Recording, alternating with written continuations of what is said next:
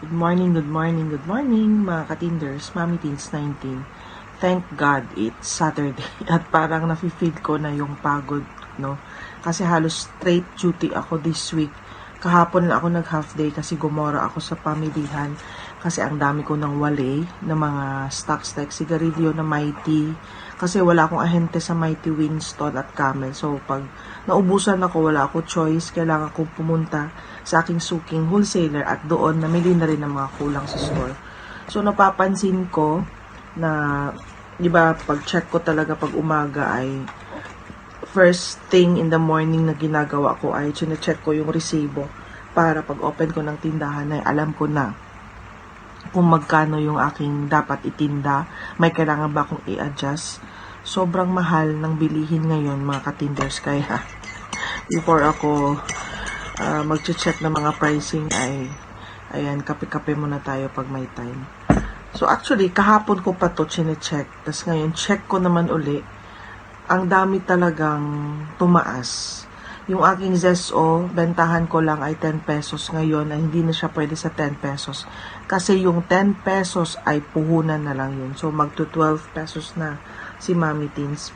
Maraming tumaas, si Gatorade, si Vitamilk, yung Coke mismo na dami kong suki. So far di pa ako nag-increase pero tumaas na rin konti, no? Nakakaloka. At yung mga ibang bilihin, yung egg, as in sobrang taas. Kung napapansin mo yung aking background, dami akong box.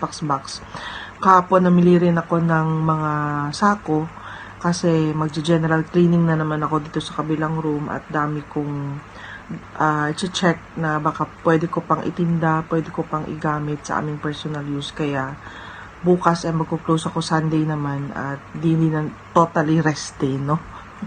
Meron din nakaabang na gagawin. Kaya yun, may mga box ako dyan sa background. Actually, dito ako sa gitna ng aming kitchen at ang aking mini stock room. Medyo maganda ang ilaw dito, no? At binukas ko talaga lahat ng ilaw para kitang-kita ang itsura ni Mami Teens. So, ito lang naman yung aking itsura, yung kagigising, no? Pagkatapos nito, naglalakad yung aking mga alaga at behave na sila kasi busog. Maliligo na at early ako magbubukas ngayon. Papalaban na naman si Mami Teens. So, ito lang naman yung aking sharing. Dapat before tayo magtinda, kung pwede, ay alam na natin kung tumaas ba tong produktong to o hindi.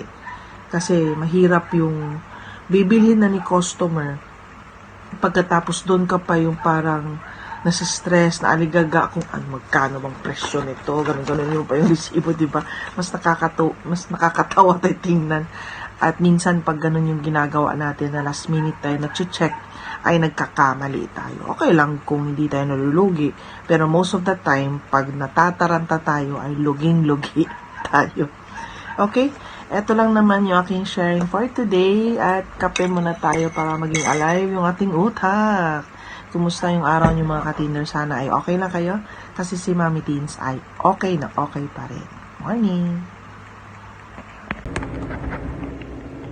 Hello mga katinders. Ngayon ay anong oras ba ngayon? Nasa 5:12 p.m.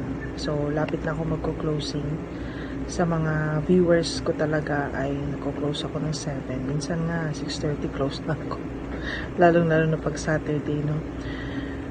Akala ko nga hindi ko kakayanin na mapalaban the whole day kasi nga may dysmenorrhea ako kaninang umaga lang nag-start, pero nakasurvive naman si Mami Teens hanggang ngayon nga 5:12. So the whole day nag-display ako pero hindi ko pa natapos, so pagpatuloy ko na lang bukas. Total hindi naman ako magbubukas at gugora ako pa downtown bukas, may asikasuhin ako at may kulang pa ako, no? Hindi pa ako nakapamili ng bigas, so gugora ako bukas. At yung mga remaining ko na hindi ko pa na-display ay pagpatuloy ko bukas at medyo maglinis-linis ako dito sa store. Check ng mga stocks para paghanapin ni customers ay alam ko na saan nakalagay. Kasi may mga stocks ako na hindi ko na alam kung saan ko nilagay, no? So kaya sinasabi ko kay customer na so naputol tayo. Akala mo anong delivery na? Delivery ng pagkain. Ito yung katas ng sari-sari store. Napaluto ko ng barbecue. Shout out pala sa nag-deliver nito. Pagsuki ko sa barbecue na meron akong free 2 isaw at free delivery na, no? Shout out.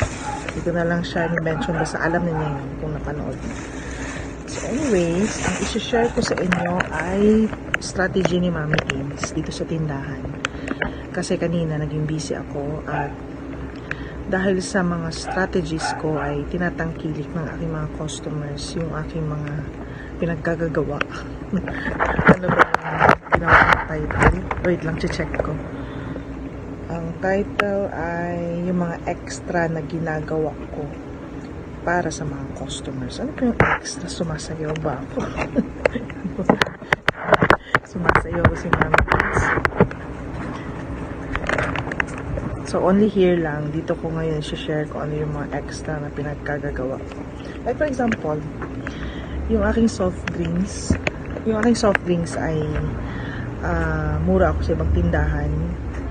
Hindi naman to the extent na mura na palugi, no? Pero meron akong extra na in-offer sa aking mga customers. Aside sa mura ako ng presyo, ay nilagay ko siya sa freezer yung mga soft drinks. Pero binabantayan ko ha.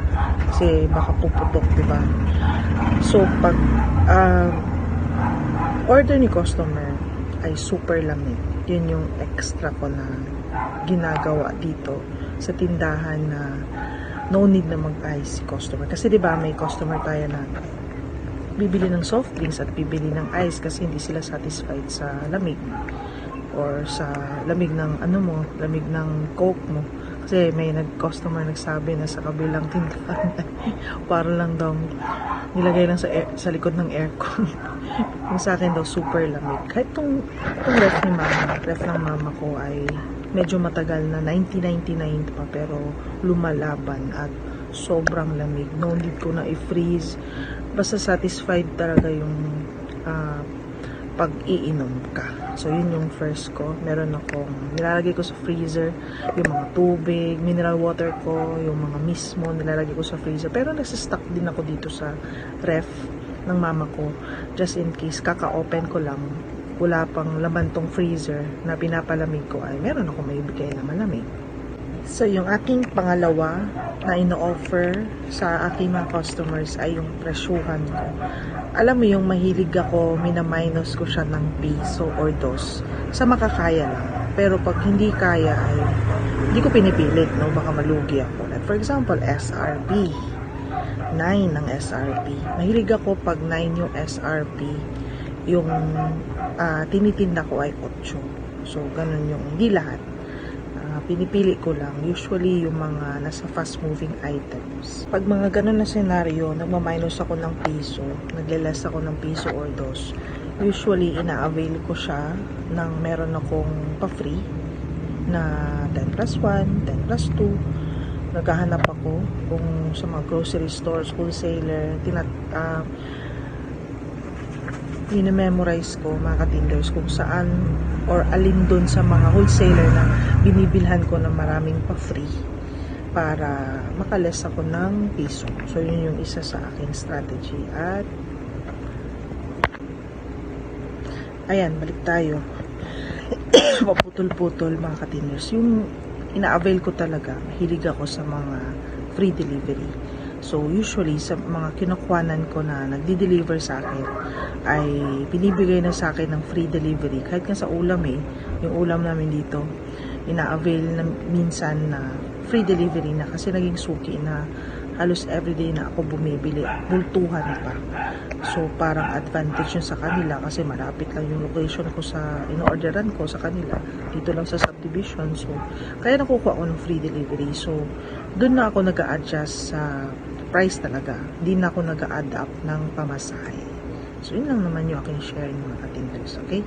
So, thank you for watching. Mami Teens 19. Good afternoon mga katinders. Happy selling sa atin.